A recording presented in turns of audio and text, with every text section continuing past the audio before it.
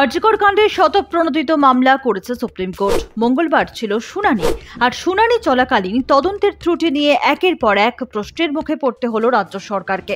মুখ্যমন্ত্রী মমতার পদত্যাগ চাওয়ায় ধমকের মুখে পড়লেন এক আইনজীবী। প্রধান বিচারপতি ডিওয়াই চন্দ্রচূড়, বিচারপতি জে.বি. পারদিওয়ালা এবং বিচারপতি মনোজ মিশ্রর বেঞ্চে সওয়াল জবাব চলাকালীন এক আইনজীবী বাংলার মুখ্যমন্ত্রী মমতা বন্দ্যোপাধ্যায়ের পদত্যাগ দাবি করেন, আর তাতেই তেতে ওঠে এজলাস। আইনজীবীকে ধমক খেতে হয় প্রধান বিচারপতির কাছে। প্রধান বিচারপতি চন্দ্রচূড় আইনজীবীকে ভর্ৎসনা করে স্পষ্ট করে দেন, এটা কোনো রাজনৈতিক মঞ্চ না যে এমন নির্দেশ দেব। মুখ্যমন্ত্রীর পদত্যাগের নির্দেশ দেওয়া আমাদের কাজ নয়।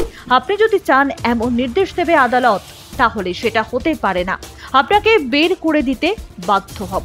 এদিনের শুনানি চলাকালীন রাজ্য সরকারকে একাধিক নির্দেশ দেয় প্রধান বিচারপতির বেঞ্চ। তরুণী চিকিৎসককে ধর্ষণ খুনের ঘটনার তদন্তে সামনে আসে চাঞ্চল্যকর তথ্য, যা শুনে রীতিমতো উদ্বেগ প্রকাশ করেছে আদালত।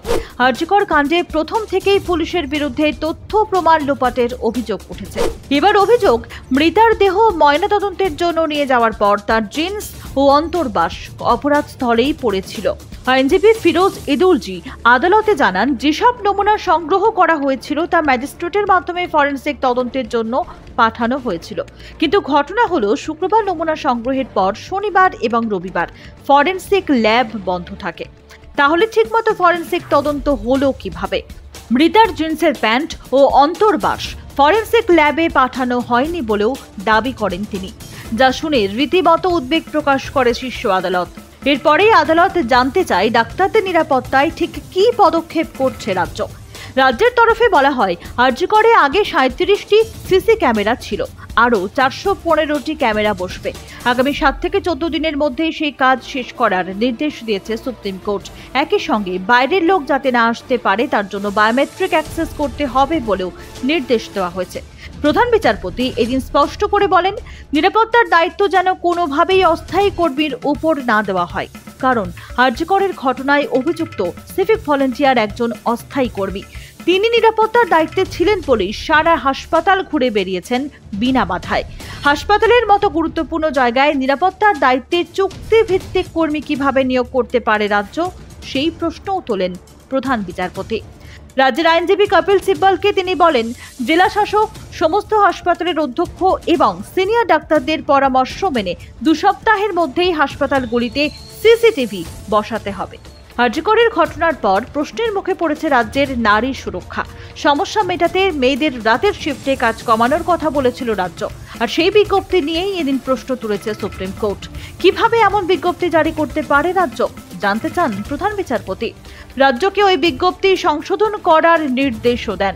প্রধান বিচারপতি ডিওয়াই চন্দ্রচূড়ের মন্তব্য, নিরাপত্তা দেওয়ার দায়িত্ব সরকারের। রাজ্য কখনোই বলতে পারে না মহিলা ডাক্তাররা রাতে কাজ করবেন না।